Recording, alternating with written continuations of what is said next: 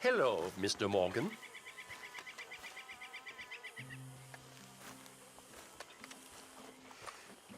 Arthur, How's a cigar? not bad. But sometimes I prefer a pipe. I've been meaning to get one for ages. I left the old one in... And Blackwater, I know. Well, if I find one, you can have it. Well, you are a gentleman, Mr. Morgan. I raised you well. Ah, don't take too much pride in your work.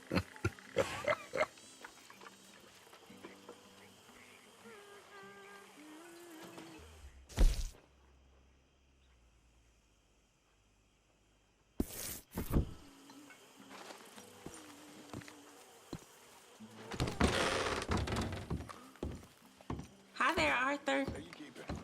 You okay? Yes. Just thinking about Kieran. Guess he was always living on borrowed time. Maybe.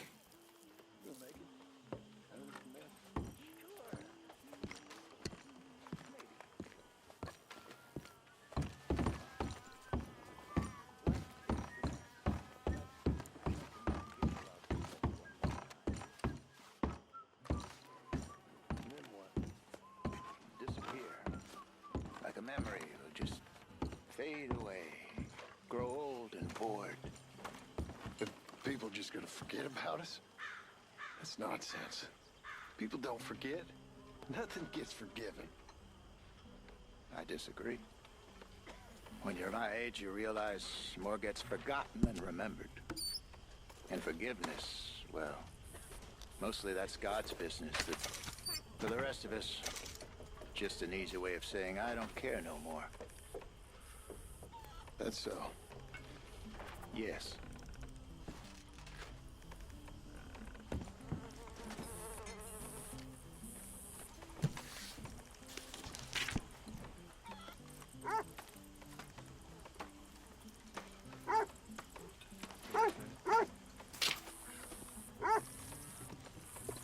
Oh, hi, Uncle.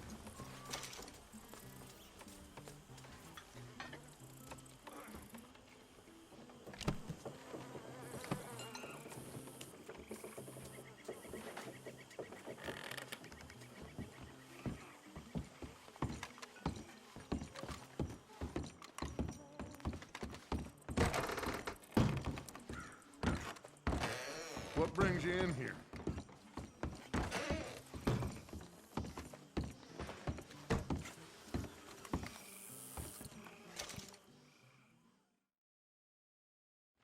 So, I found you a pipe.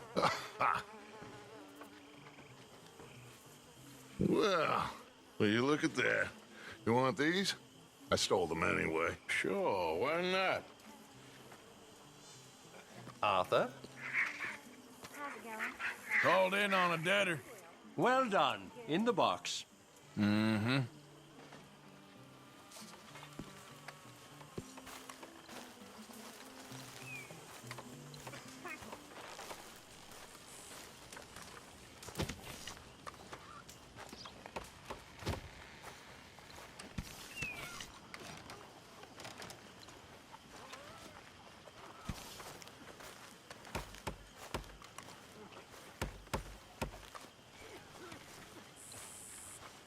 Hey, Arthur. You want to talk?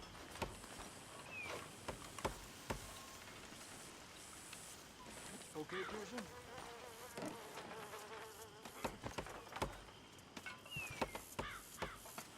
You okay, Arthur? Sure. You don't look okay. I'm fine. What you been doing? Acting like a fool. How so? Killing and robbing folks I didn't need to. My, you have been busy. Well, that's one way of looking at it. You're a good man, Arthur. Underneath, I mean.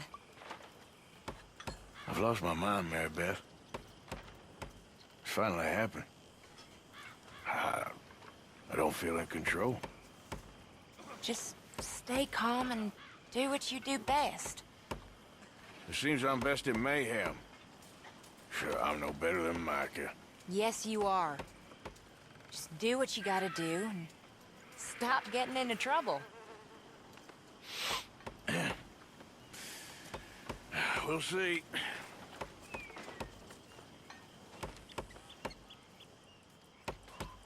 Yep.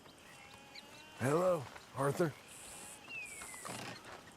Just went pretty overboard with Bronte back there, no pun intended. I know, but I ain't losing any sleep over that one. Right, but still.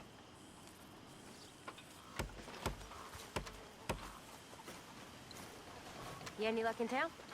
I robbed a fella, and I was gonna rob a lady, but she began to cry, and I couldn't go through with it. Why on earth not? Said she needed the money. Her son had lost his leg in the war.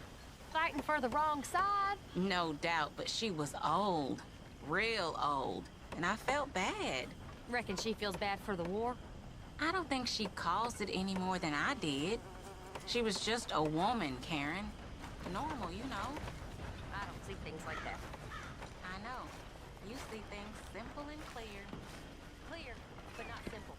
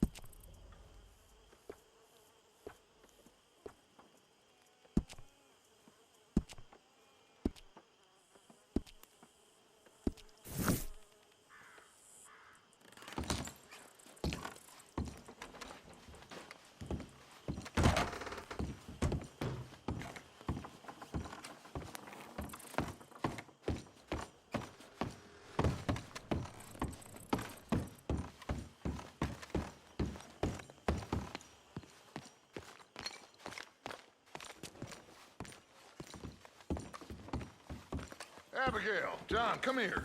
Listen to this. It's like I've been telling you all of these years. What is? Oh, this passage by Mr. Miller. I can't believe I never read this before. Listen, all of you, listen to this. Get on with it.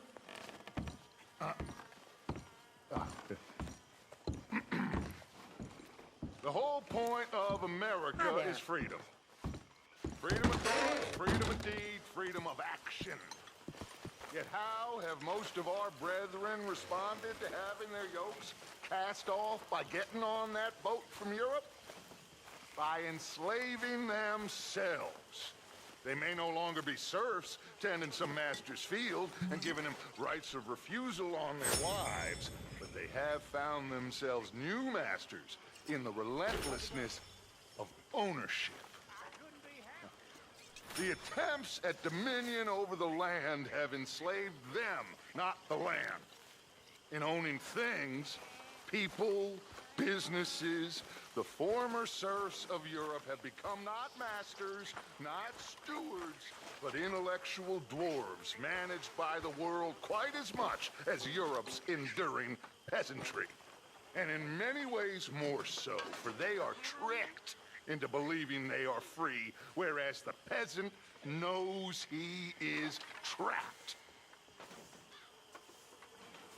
Isn't that the truest thing you ever heard? Not quite the truest. Truest thing I ever heard was this. My little boy crying because he didn't have enough to eat. Meaning? Meaning, fine words, butter no parsnips as I used to hear. Excuse me. Enjoy your book, Dutch.